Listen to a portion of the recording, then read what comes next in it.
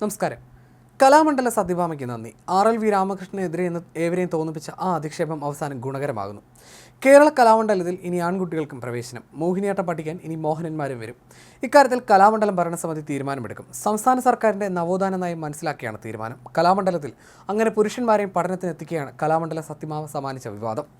മോഹിനിയാട്ടം ആർക്കൊക്കെ അവതരിപ്പിക്കാം, എന്താണ് നൃത്തം അവതരിപ്പിക്കാൻ വേണ്ട സൗന്ദര്യം തുടങ്ങിയ ചോദ്യങ്ങളൊക്കെ തൊട്ടടുത്ത ദിവസങ്ങളിൽ വൻ വിവാദമായി കത്തിപ്പടർന്നു. ഇതിനെതിരെ രാമകൃഷ്ണൻ നിയമയുദ്ധവും പ്രഖ്യാപിച്ചു. മനുഷ്യാവകാശ കമ്മീഷൻ കേസിൽ സ്വമേധയാ ഇടപെട്ടു. ഇതിനൊടുവിലാണ് ആൺകുട്ടികളെ മോഹിനിയാട്ടം പഠിപ്പിക്കാനുള്ള കലാമണ്ഡലത്തിലെ തീരുമാനം.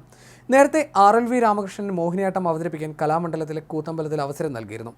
അധിക്ഷേപം നേരിട്ട മോഹിനിയാട്ട നർത്തകൻ RLV രാമകൃഷ്ണനെ ക്ഷണിച്ച് കൂത്തമ്പലത്തിൽ മോഹിനിയാട്ടത്തിന് അവസരമൊരുക്കി കലാമണ്ഡലം വിദ്യാർത്ഥി യൂണിയൻ ചർച്ചകൾക്ക് പുതിയ ഭാവം നൽകി.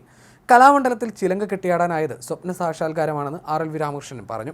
കലാമണ്ഡലത്തിലെ അധ്യാപകരും വിദ്യാർത്ഥികളും കലാ ആസ്വാദകരും അടങ്ങുന്ന സദസ്സിന് മുന്നിലാണ് മോഹിനിയാട്ടത്തിൽ RLV രാമകൃഷ്ണൻ ചുവടുവെച്ചത്.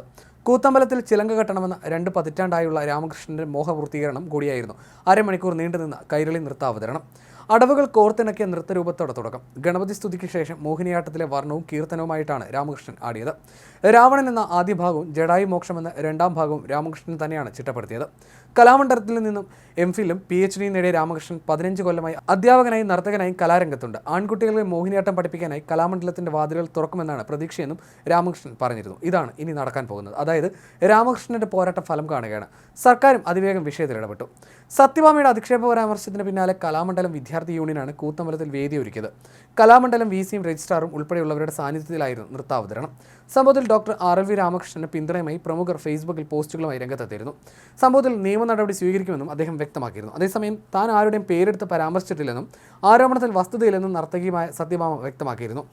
ഒരു വ്യക്തിയുടെ പേര് പറഞ്ഞിട്ടില്ല, ജാതി മതവും പറഞ്ഞിട്ടില്ല. സംസാരിച്ചു വന്നപ്പോൾ ചാലക്കുടിയെന്ന് ഞാൻ പറഞ്ഞിട്ടുണ്ട്. ചാലക്കുടിയിൽ ഈ പറഞ്ഞ വ്യക്തി മാത്രമേ ഉള്ളൂ കലയായിട്ട് ബന്ധപ്പെട്ട, അല്ലെങ്കിൽ അവനാണ് ഏറ്റവും വലിയ പ്രശസ്തനായ ആൾ. വേറെ ആരുമില്ലേ ഈ ലോകത്ത്? അല്ലെങ്കിൽ ചാലക്കുടിയിൽ വേറെ ആരുമില്ലേ? RLV രാമകൃഷ്ണൻ തന്നെ ദ്രോഹിച്ചിട്ടുണ്ടെന്ന് സത്യഭാമ പറഞ്ഞതിൽ ഉറച്ചു നിൽക്കുന്നുവെന്നും അവർ വ്യക്തമാക്കിയിരുന്നു. അതേസമയം മോഹിനിയാട്ടത്തിനും കഥകളിക്കും സമഗ്ര സംഭാവനകൾ നൽകിയ കലാമണ്ഡലം സത്യഭാമ ടീച്ചറെയും ഭർത്താവ് കലാമണ്ഡലം പത്മനാഭൻ നായരെയും സ്വകാര്യ ടെലിഫോൺ സംഭാഷണത്തിൽ അധിക്ഷേപിച്ച് സംസാരിച്ചതായുള്ള ആരോപണത്തിൽ 2018 കേരള കലാമണ്ഡലം ഭരണസമിതി അംഗമായ ഈ സത്യഭാമ ടീച്ചറിനെതിരെ നൃത്തലോകത്ത് നിന്ന് കടുത്ത പ്രതിഷേധവും ഉയർന്നിരുന്നു. കലാഭവൻ മണിയുടെ സഹോദരനും നൃത്താധ്യാപകനുമായ RLV രാമകൃഷ്ണനുമായി നടത്തിയ ഫോൺ സംഭാഷണത്തിലാണ് ഭരണസമിതി അംഗം രാജ്യം പത്മശ്രീ നൽകി ആദരിച്ച മൺമറഞ്ഞുപോയ സത്യഭാമ ടീച്ചറെയും പത്മനാഭൻ നായരെയും തരം താഴ്ത്തി സംസാരിച്ചതായി പരാതി ഉയർന്നിരുന്നത്. മോഹിനിയാട്ടത്തിൽ സത്യഭാമ ടീച്ചർക്ക് ഒരു പിണ്ണാക്കും അറിയില്ലെന്നും മറ്റും സത്യഭാമ നടത്തിയ സംഭാഷണം പുറത്തു വന്നിരുന്നു.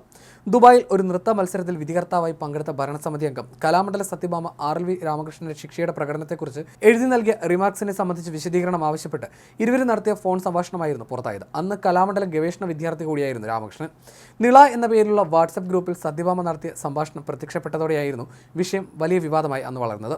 സ്വകാര്യ ഫോൺ സംഭാഷണം പുറത്തുവിട്ട് രാമകൃഷ്ണനാണെന്നും ആരോപണം ഉയർന്നിരുന്നു. അവഹേള സംഭാഷണത്തിനെതിരെ സത്യഭാമ ടീച്ചറുടെയും പത്മനാഭൻ ആശാന്റെയും കുടുംബക്കാരും മക്കളും കടുത്ത ദുഃഖത്തിലായിരുന്നു. ഇത്തരം പരാമർശങ്ങളിൽ ഇല്ലാതാകുന്നതല്ല ഞങ്ങളുടെ മാതാപിതാക്കൾ മോഹിനിയാട്ടത്തിന് കഥകളിക്ക് നൽകിയ സംഭാവനകൾ എന്നായിരുന്നു മക്കളുടെ പ്രതികരണം. അന്തരിച്ച കലാമണ്ഡല സത്യഭാമ ടീച്ചറുടെ ശിക്ഷ കൂടിയാണ് കലാമണ്ഡല സത്യഭാമ എന്നതാണ് മറ്റൊരു വസ്തുത.